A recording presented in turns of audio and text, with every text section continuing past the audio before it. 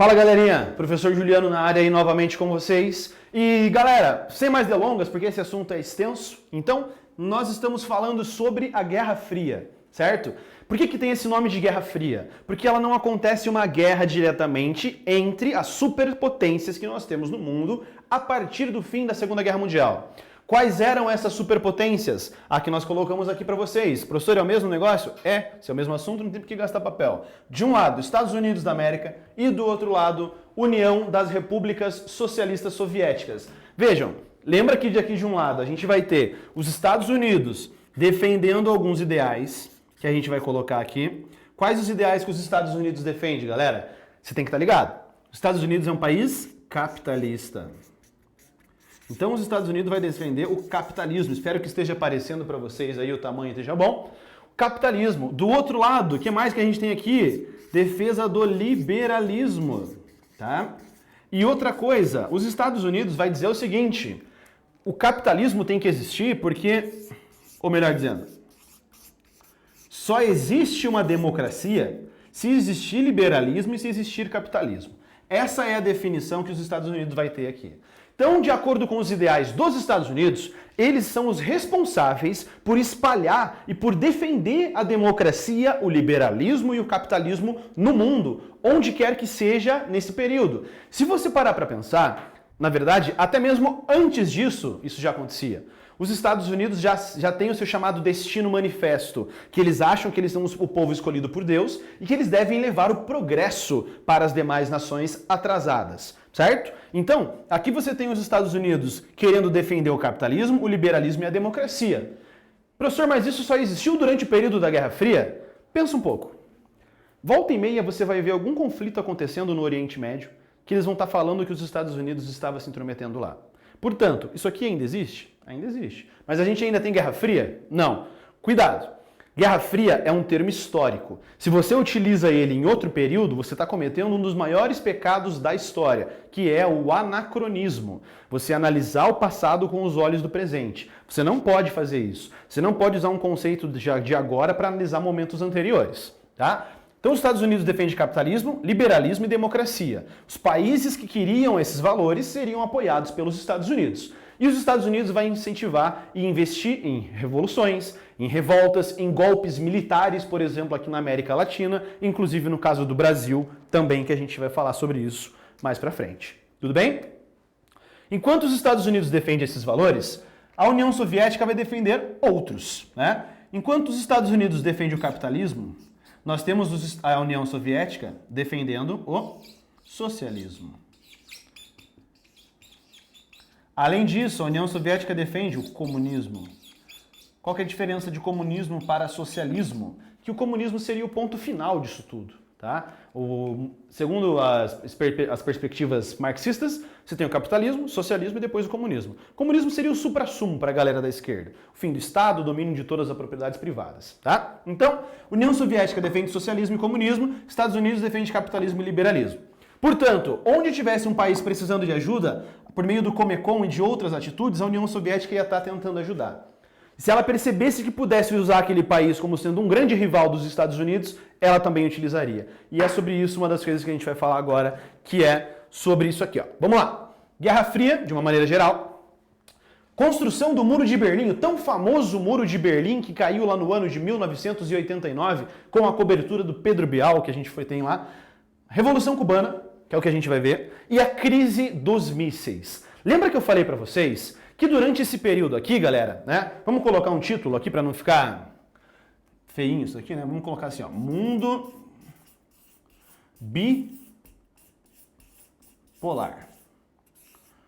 Por que é mundo bipolar?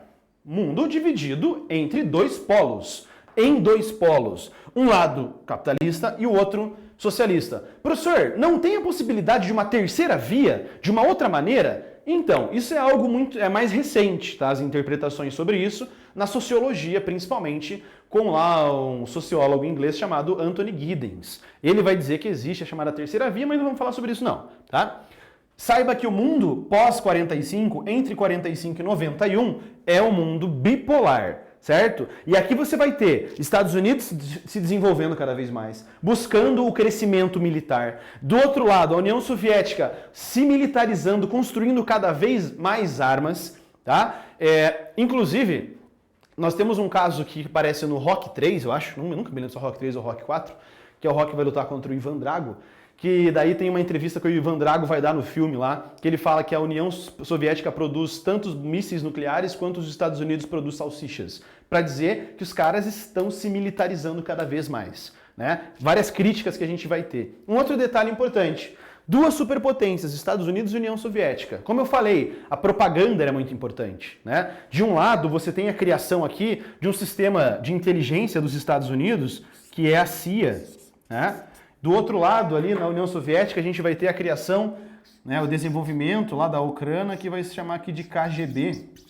O que são esses grupos? São grupos de espionagem basicamente. Você tem espiões dos Estados Unidos infiltrados na União Soviética, soviéticos infiltrados também nos Estados Unidos, ali, nesse período, tá? E a propaganda também é algo importante. E vejam, a Inglaterra entra em declínio, não que entra em declínio, mas ela perde o brilho nesse período, porque ela está se reconstruindo. E aí, alguns historiadores falam que a Inglaterra aproveita que não tinha esse desenvolvimento militar nesse período todo, e ela vai querer se mostrar no cinema. É durante o período da Guerra Fria que nós temos o surgimento lá do filme do 007, né? E aí no 007 você tem o MI6, que é um grupo de espionagem da Inglaterra, por exemplo. E aí você tem a Inglaterra querendo buscar o seu protagonismo dentro da Guerra Fria nos seus filmes, tá? Então, a Hollywood servindo também de referência pra gente aqui.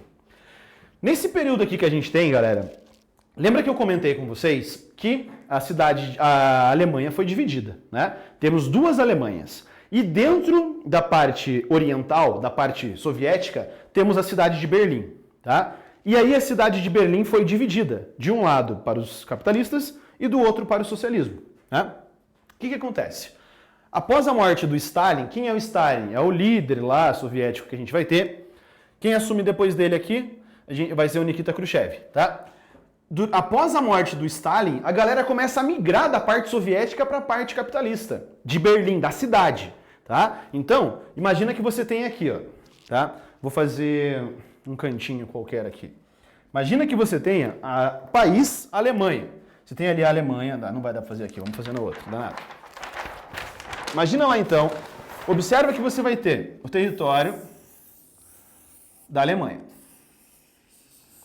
E aqui você tem a parte de cá, capitalista. E a parte do outro lado é a parte socialista. Você sabe que é socialista. E aqui dentro da parte socialista você tem Berlim. E a cidade de Berlim era dividida. Né? Claro, do lado de cá socialista e do lado de lá você tem o capitalismo. Entendeu? Essa é a cidade de Berlim. Então significa que para os capitalistas chegarem até a sua parte de Berlim, por terra não tinha como eles irem. Eles tinham que ir pelos ares, utilizando aviões ali, ou dirigíveis que eles vão utilizar também para fazer o abastecimento da cidade. Inclusive tem o cerco de Berlim também mais para frente, tá? E a cidade de Berlim estava dividida, só que você poderia transitar de uma região para outra. E após a morte do Lenin, as pessoas começaram a sair em massa da parte socialista e migrar para a parte capitalista, porque achavam que as condições de vida nessa região eram melhores, tá? E aí, o que vai ser construído nesse período? Um muro para separar, então, Berlim Ocidental de Berlim Oriental. Tem esse muro sendo construído, né? O que eu coloquei para vocês aqui?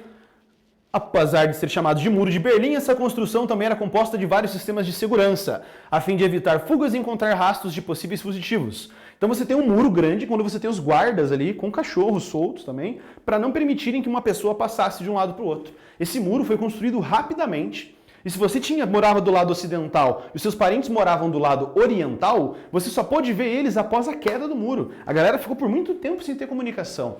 Tá? Tem um filme também sobre isso chamado Adeus Lenin, tá? Assistam lá mais pra frente. E nesse contexto, galera, tudo está acontecendo na década de 60. Né? A década de 60 é um dos picos da Guerra Fria, de atritos mais fortes entre os Estados Unidos e a União Soviética. né? Temos a corrida armamentista se desenvolvendo nesse contexto todo. Você tem Estados Unidos produzindo ogivas nucleares, você tem do outro lado a União Soviética produzindo também em grande quantidade essas ogivas nucleares, né? E o que mais que eu coloquei? Aqui, ó, 49, a União Soviética realiza o seu primeiro teste atômico, né? Para não perder a disputa, os Estados Unidos da América intensificaram suas pesquisas. Em 52, testaram a bomba H, a bomba de hidrogênio. Então você já tem os dois países produzindo bombas nucleares, né? Bombas atômicas, bombas de hidrogênio. Aqui você tem a corrida armamentista se desenvolvendo. Altíssimos gastos são feitos nesse período, tá? E aí, nós vamos falar da chamada crise dos mísseis, tá?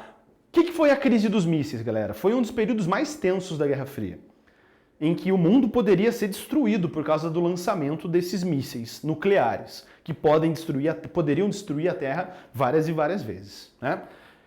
Só que para a gente chegar nessa etapa da crise dos mísseis, a gente precisa entender um processo histórico de Cuba. Por quê? Vamos ver. Revolução Cubana, né? A gente vai falar sobre aqueles famosos lá, o Fidel Castro e o Che Guevara. Mas vamos lá. Para a gente entender o que aconteceu, por que aconteceu a Revolução em Cuba, galera. Cuba foi a última colônia da Espanha a conquistar a sua independência. Quando acontece essa independência? Em 1898, né, em uma guerra chamada Guerra Hispano-Americana. Foi uma guerra dos Estados Unidos contra a Espanha para defender a liberdade cubana. Ah, professor, como que os Estados Unidos é bonzinho, né? Queria o bem de Cuba. Bicho, por que isso vai acontecer? Porque Cuba fica a apenas 200 quilômetros dos Estados Unidos. É muito perto. A galera vai de barquinho feito de madeira de um lado para o outro, tá? Então os Estados Unidos tinham interesse político, econômico e geográfico em Cuba. Por isso os Estados Unidos ajudam a população cubana a conquistar a sua independência. Tá? E aí, claro, por um processo de guerra. Qual o motivo da guerra? Os Estados Unidos falaram que a Espanha havia derrubado um navio deles, lá naufragado um navio americano, e por isso os Estados Unidos declarou guerra à Espanha. Tá? Final disso, a Cuba consegue, então, a sua independência, né? A guerra vai de 1898 a 1959, tá? Isso aqui é a forte influência que vai ter dos Estados Unidos, de 98 a 59. Ô louco, que guerra demorada que foi, né?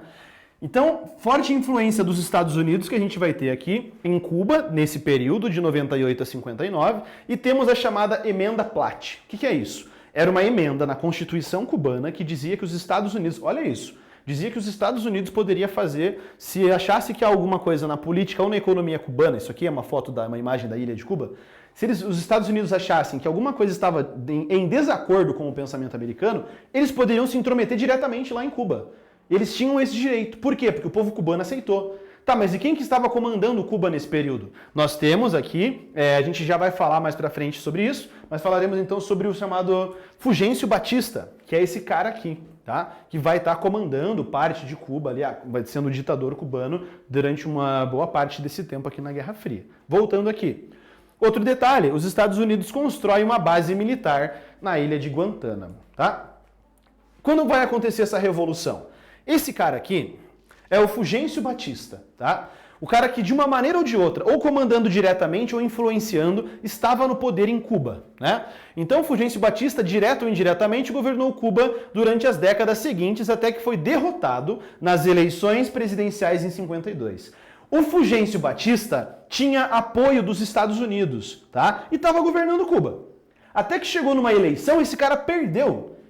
Em 1952, ele perdeu as eleições e com a ajuda dos Estados Unidos de novo, eles vão dar um golpe de Estado. E nesse golpe de Estado, o Fulgêncio Batista assume como sendo um ditador. Então Cuba tinha uma ditadura apoiada pelos Estados Unidos da América. Ô professor, mas você não falou que os Estados Unidos era defensor do liberalismo e da democracia? Pois é, mas aqui eles estão apoiando uma ditadura lá na região de Cuba. E não é a ditadura comunista do Fidel Castro e do Che Guevara que a gente vai ver mais pra frente, né? Durante esse governo dele, nós teremos inúmeros casos de corrupção, de repressão à população cubana, que se manifestava contra a ditadura do Fulgêncio Batista, e também inúmeros casos de violência. Nesse período todo, tem um grupo, né, que nós vamos ver ali então, surgimento de grupos revolucionários que visavam depor esse cara aqui, o Fulgêncio Batista. Tá? Entre esses revolucionários, quem nós tínhamos? Fidel Castro e Raul Castro. Fidel Castro comandava Cuba, né, até tempos atrás. Hoje em dia, o seu irmão Raul Castro. Portanto, isso é um sinal de que a revolução deles deu certo, né, que eles conseguiram assumir o poder nesse sentido. Tá? Aqui nós temos o Fidel Castro. Na outra imagem, a gente tem o Fidel Castro, o Raul Castro, aqui o irmão dele, e aqui o Che Guevara. Tá? Onde esses caras se conheceram? Né?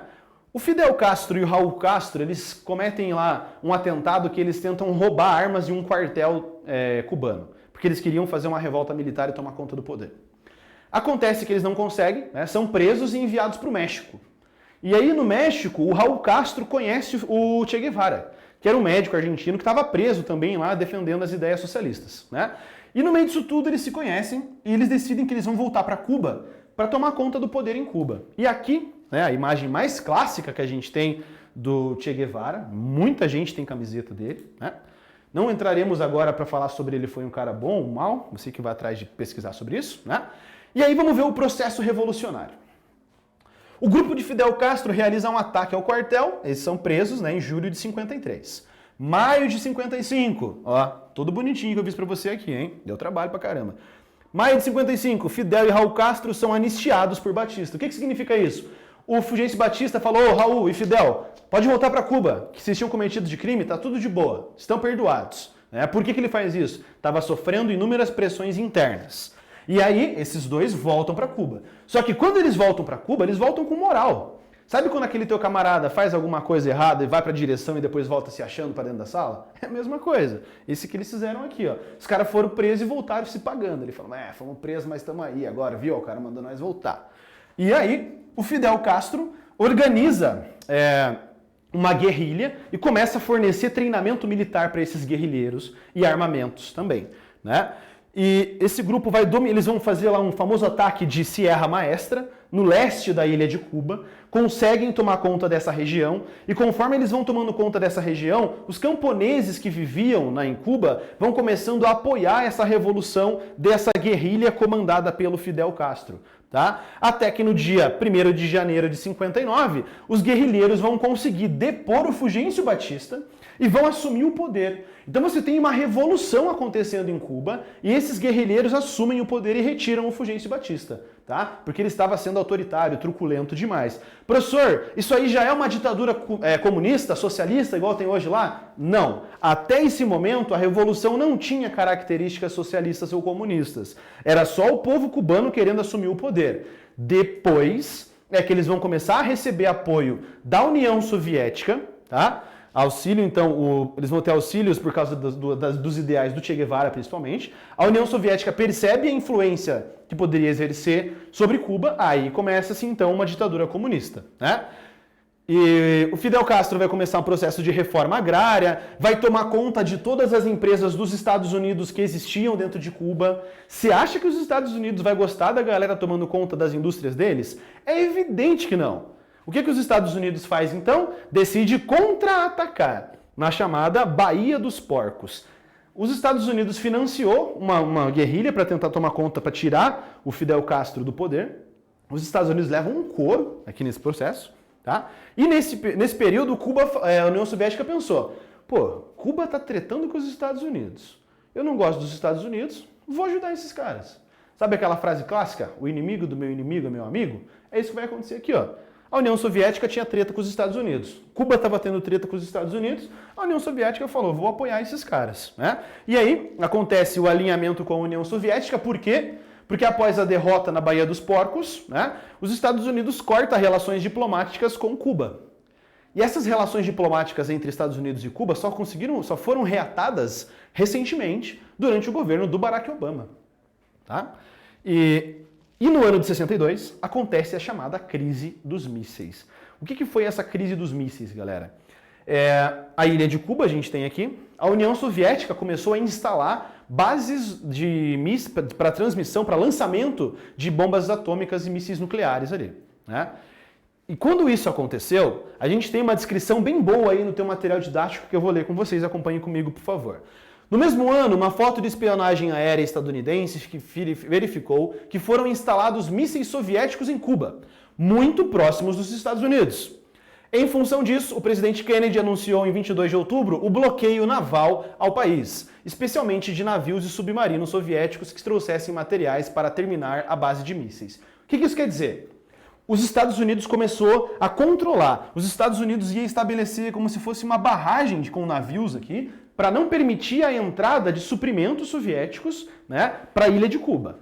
Continua comigo ali rapidinho. Além disso, os Estados Unidos investiram pesadamente em mísseis estrategicamente posicionados que poderiam atingir o leste europeu. Nesse período, os Estados Unidos estavam com uma base nuclear instalada também na Turquia. E aí rola essa treta. Os Estados Unidos querendo que os soviéticos desativassem a sua base de lançamento de mísseis aqui em Cuba, só que aí os soviéticos vão falar, a gente só desativa se vocês desativarem as bases que você tem na Turquia e na Itália, senão a gente não desativa. Olha a disputa ideológica que a gente vai tendo entre essas duas superpotências aqui nesse período. Continua comigo aqui. Entre 14 e 28 de outubro de 62, houve muita tensão no mundo, pois se um navio soviético tentasse romper o bloqueio, os Estados Unidos da América responderiam abrindo fogo. Já pensou? Lembra que eu falei para vocês que Guerra Fria era porque eles não entravam em conflito direto? Se acontece esse atrito aqui nesse período, poderia acontecer sei lá, uma catástrofe enorme nesse período, né? Então, continuando, isso resultaria num disparo de mísseis atômicos e iniciaria uma guerra atômica. A tensão foi tamanha que os líderes estadunidenses e soviéticos se contataram diretamente, ou seja, tinha uma linha direta, né, Washington, Moscou, que então os líderes dos países falaram, ó, se vocês desativarem a base de lançamento de mísseis de Cuba, a gente desativa os que vocês querem aí na Europa. E aí eles chegam nesse consenso, né? E até que então Nikita Khrushchev anunciou que retiraria os mísseis em troca de que os Estados Unidos retirassem também os seus mísseis e deixassem de tentar invadir a ilha de Cuba. Beleza? Ok? A gente fecha aqui com a crise dos mísseis, né? Todas essas tensões que nós tivemos desse desenvolvimento da Guerra Fria na década de 60. Beleza? As atividades da plataforma já estão disponíveis para vocês. Vão fazendo com calma, com cuidado. Eu sou o professor Juliano e até a próxima aula. Tchau!